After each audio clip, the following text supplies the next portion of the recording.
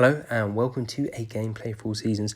On today's Hogwarts Legacy video, I want to talk to you about the Deathly Hallows, and in particular, where the Deathly Hallows are in the late 1800s, i.e. the timing that this game is set. Now, I'm going to say on the onset that I think some of them may appear in the game depending where they are, and some may not. So I'll go through those one by one. Obviously, there's 3 to go through. Just before we do, I just want to say that at the end of this video, I'm going to link just one video in the end screen, which if you haven't seen already, I'd highly recommend you do see. I probably made the mistake of putting a thumbnail of a pair of stairs, which is not the most interesting things. Didn't get a highest click-through rate in the world. However, I've got good feedback on that. It's one of my favourite videos, and if you like this, as I say, you probably will like that one as well.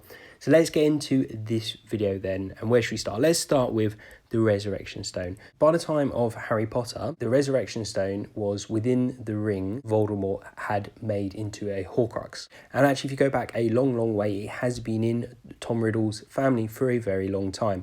And by around the time of the late 1800s, it was in the Gaunt family. And in fact, the person who had it in the late 1800s is Marvolo Gaunt, who is Voldemort's mum's father. So at the time like this game will be set, which is late 1800s, he is the person who had the ring. Actually, if you look at their age when he was born, there is a reasonable chance he himself could be at Hogwarts at the time. So if you see a Marvolo Gaunt, he could be there.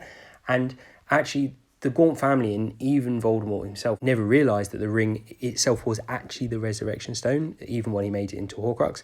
So if it is in the game, which he's walking around, he could definitely have the ring on his finger, which is what actually Tom Riddle did. We know that from Slughorn's vision, because we see at that time, when Tom Riddle was there, he has the ring on his hand. So it seems like the family just liked the ring and they walked around with it as if it was a fancy, but not particularly magical ring. So that is the first one that I would say could potentially be in this game. So the second Deathly Hallow then that I'd like to go through is the Elder Wand. We know at the time again of Harry Potter that the Elder Wand was owned by Dumbledore, and prior to that it was Grindelwald, and before that it was owned by Grigorovich, who was a wand maker himself. And actually before that it gets a bit murky. It's a bit hard to know who owned the Elder Wand at that time, and that is actually the late 1800s. So in the late 1800s, there is a bit of a gap in the understanding of who owned it, because we know, for example, Barnabas Deverell had it, after him Locus had it, but then that's when it gets a bit murky, and that was around the 17th century. So there's about 100 odd years where it's a bit difficult to tell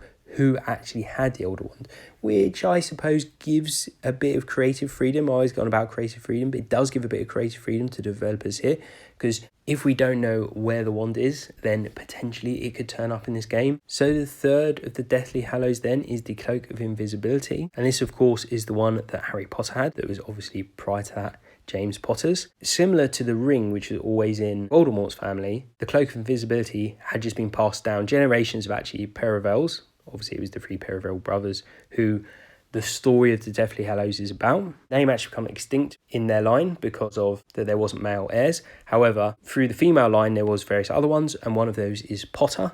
And at the time that this game is going to be set in the late 1800s, Cloak of Invisibility would be in the Potter's family.